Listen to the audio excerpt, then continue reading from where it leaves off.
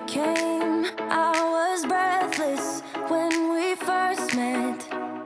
Couldn't keep my hands away. I was speechless when we first met. Yeah, you took the pain away. Didn't mind my scars, mend my broken heart. Life was dull until you came. Now I see in color again. Hey guys, welcome back to our channel.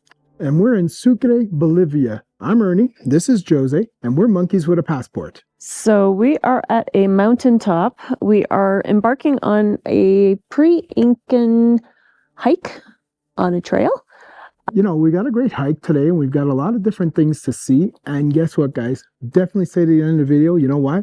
Because we're going to see dinosaur footprints after. That's right. We're going to actually get to see real dinosaur footprint.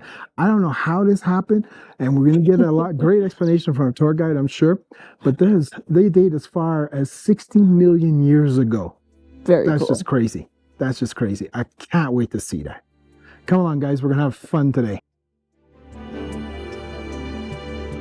All right, guys. So this is the trek that we are going to be doing. So it's the Chataquilla. So it's a 2-hour trek. About 4.3 kilometers long. All right, guys. Not too bad for our first viewpoint. What do you think? Pretty freaking awesome, ain't it?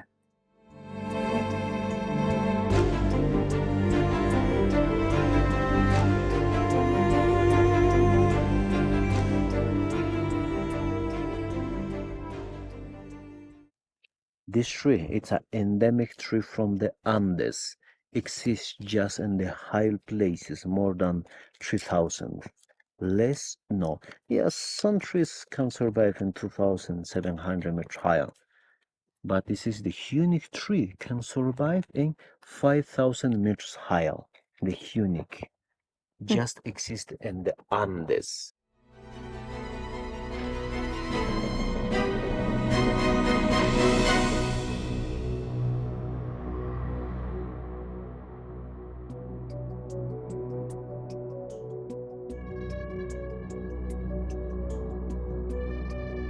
All right, guys. Behind me is the summit where we just started. This is a really cool trek so far, guys, because for one, you almost never get to start at the summit and work your way down. You always got to do the hard work getting up to the summit and then sometimes have to work your way down. This one, complete opposite. You drive up to the summit, you start with a viewpoint like we did right off the beginning, and then you come down these amazing little wide paths. It's all rocky in there, so you do got to watch your step. But it's really, really well done, quite honestly. Not too much slippery. It works well. It's a pretty cool trek with a lot to see. The viewpoints, guys, stunning.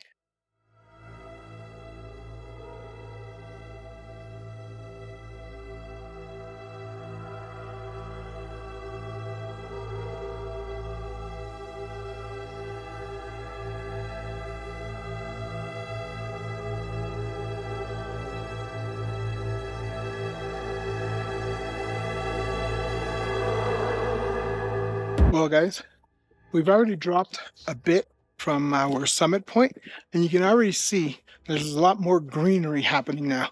The lower you get, more types of trees can survive. High altitudes, not a lot happens up there.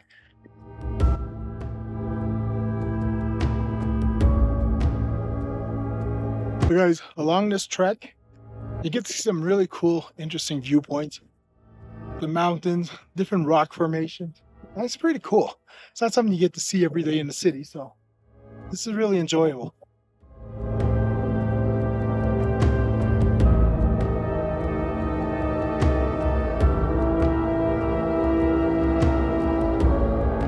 Alright guys, I will never tire of these views. Look at this. This is just breathtaking at every corner. Love these mountains.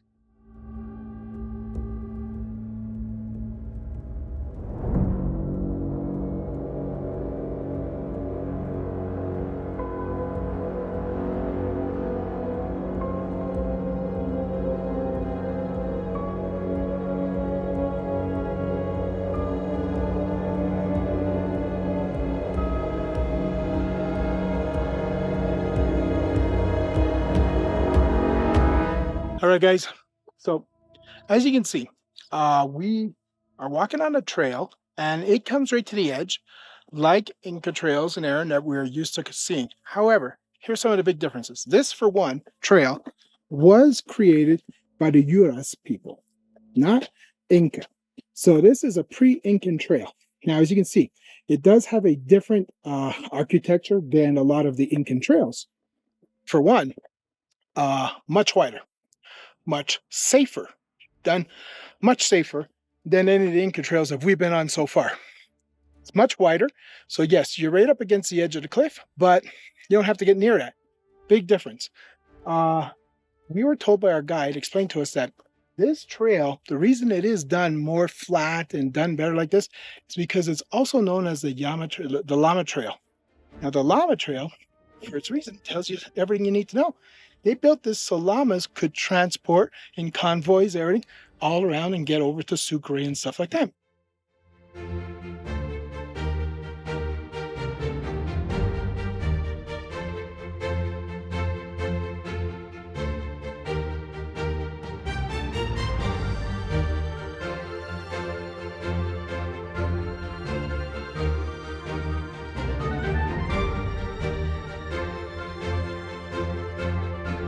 So now this llama trail, as I like to refer to it, because I really like that name, basically it has been connected by the Incas. Now the Incas did arrive here after, and well, they saw the trail, they made immediate use of it.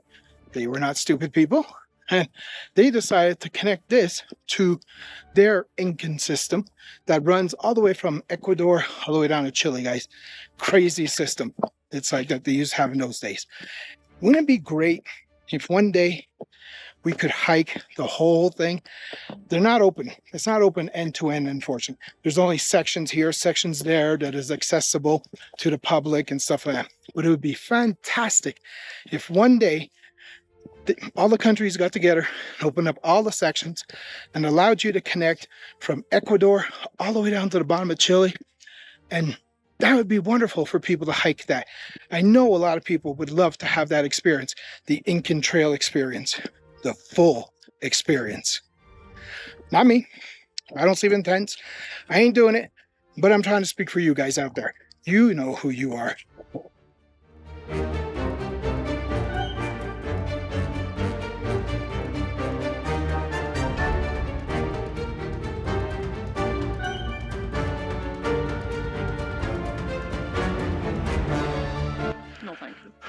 Just gonna set a spell and appreciate the view, guys.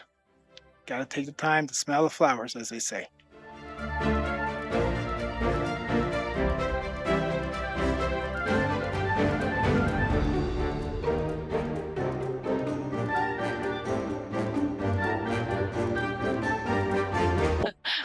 All right, guys, we're almost back at our vehicle. That's gonna conclude our 5K trek downhill. Listen, my knees are still like a little shaking a little bit, Aaron. So yeah, it is downhill, but it's still not without effort. It is definitely a lot easier than going uphill. No doubt about that. But yeah, we still have a big day ahead of us. Let's not forget about the trek to the dinosaur footsteps. Dinosaurs. Not sure where we're headed right next. Probably lunch, but hey, a surprise is fun.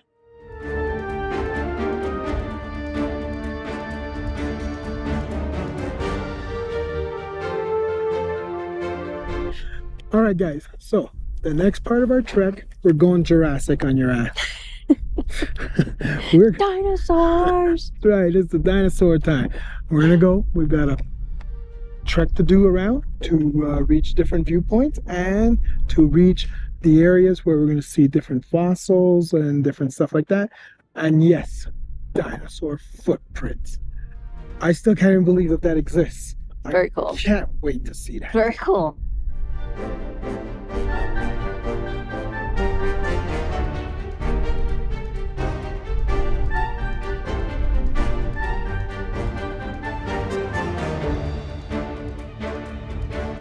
Can you see this stone? Can you see here there are two kinds of stones, red stone and yellow stone. And in yellow stone, listen carefully, normal sound, but this one, or this one.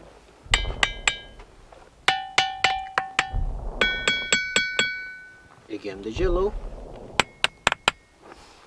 Simple. Would you like to try? It is a stone. Yeah, it's all. I was like, is it a piece of metal? Or take this one. I don't know. Wow. Stone is a stone. That rock is incredible. Very metallic. Huh? Stone. You can have your own rock band. Get it? Jose's not very good with the rock music. If we all grabbed a couple of stones and start hitting some rocks, we could be the next stomp or something. That is awesome. That is really cool.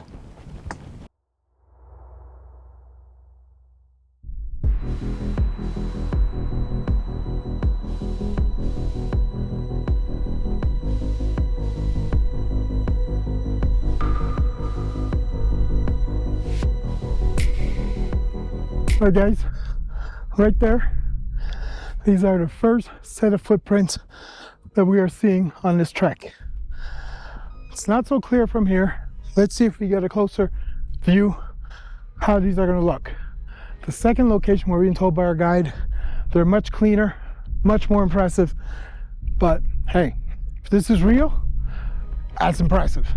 Here, 1, 2, 3, 4. Can you see it? It's easy, right? Over there are two scratches.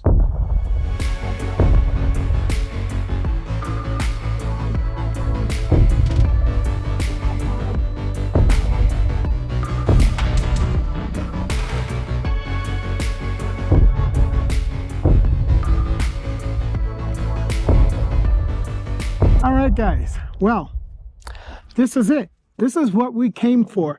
These are the dinosaur footprints. Now, I don't see them as clear as Jose and our guide. I see big holes, but I've never had the best of imaginations. Now, I want everybody to be clear on one thing here, because I know a lot of you out there are like me, skeptics, and right now, in your head, you're yelling, fake, fake, it's all fake. Well, it's all been carbon dated, guys. So this is not fake. This has been carbon dated by the specialists, and it is supposed to be 60 million years old ago. And the dinosaur that did walk along here is called the Saltasaurus. It's got a big type of claw type of hoof footprint. So it kind of makes that formation that's right there. Herbivore. Yeah.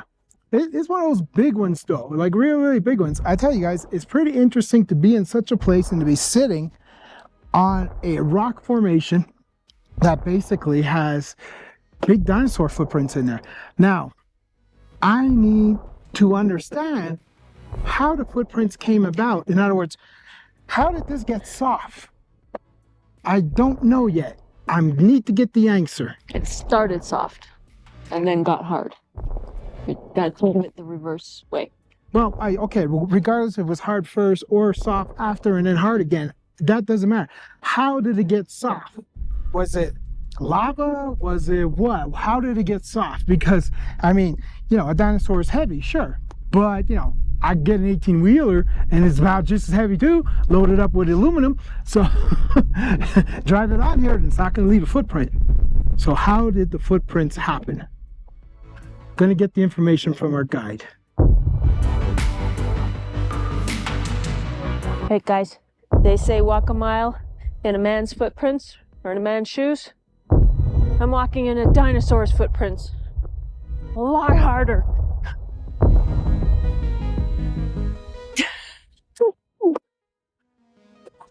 Can't do it, guys.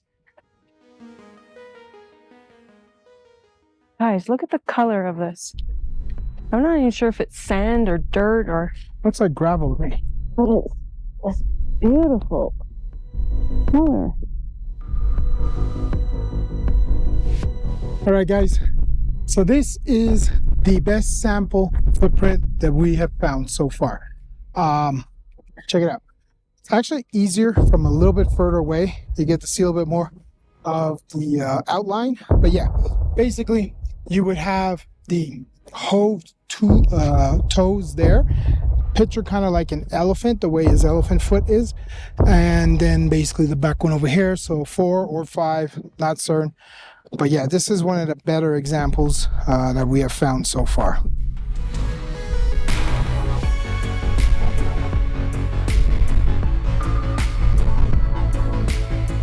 Alright guys, as you can see, I'm walking in Dinosaur Footprints.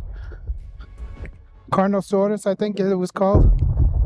Basically, kind of looks a little bit like a T-Rex. Smaller, I believe.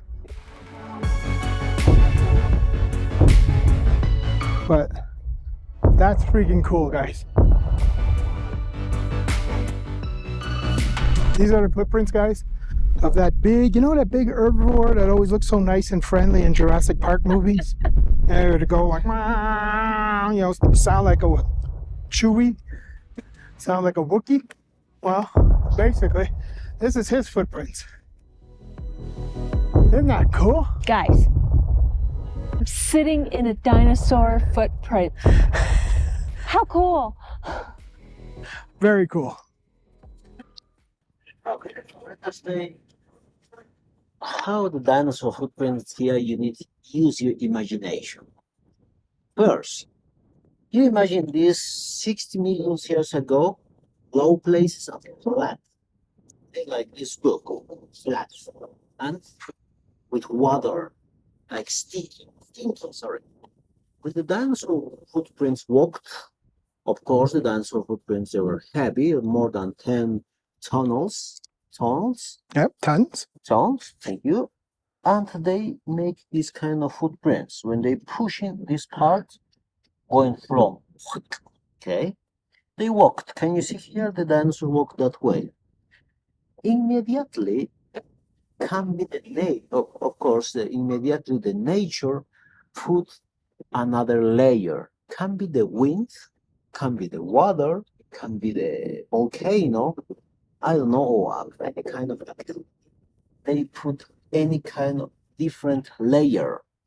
For that reason, with that layer, they don't mix because there are different component of chemics, different, different minerals. Okay? And with that was covered. Can you see like the blue part here, the green one? This part, there are a lot. Yes. It is copper. With the time, if you mixed copper with different minerals, it can petrify. Like this one. Now this is a stone.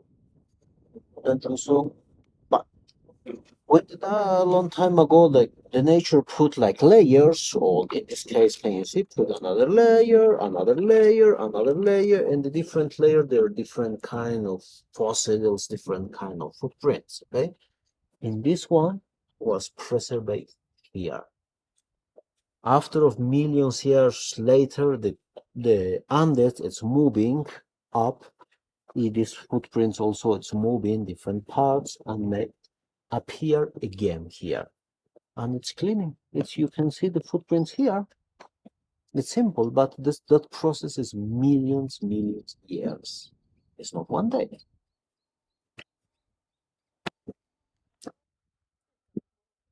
So there you have it, guys.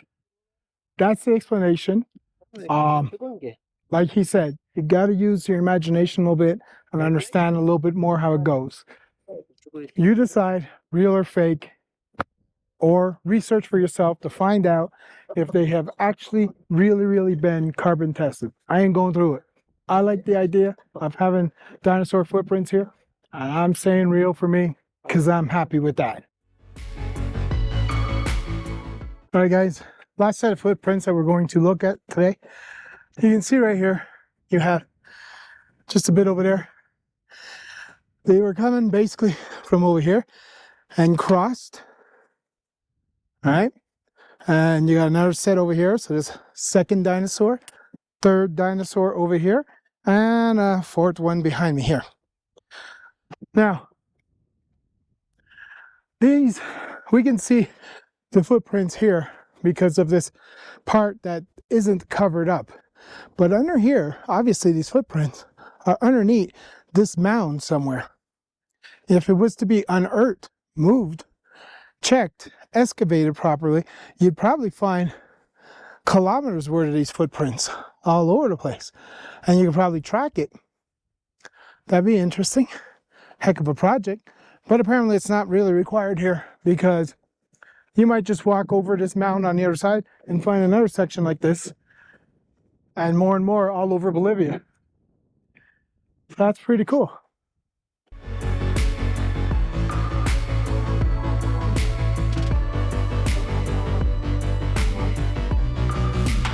Alright guys, this is going to end our video. I won't lie, it's been a heck of a day. This has been a full day of hiking. It's now past 4:30 and we started around 9:30. You do the math. That's a whole damn day. I don't try to do a whole day of hiking normally, but we did it today. I feel a little bit like a zombie. I'm entering zombie zone, but we're done. So guys, if you want to ever walk in our footprints, check out Grover. Grover. See, I'm tired. I told you I was tired. Check out Grover. We're going to leave his contact information in our description, as always. Book a tour with him. Get to walk in our footprints and get to see dinosaur footprints. Do all the stuff that we did today.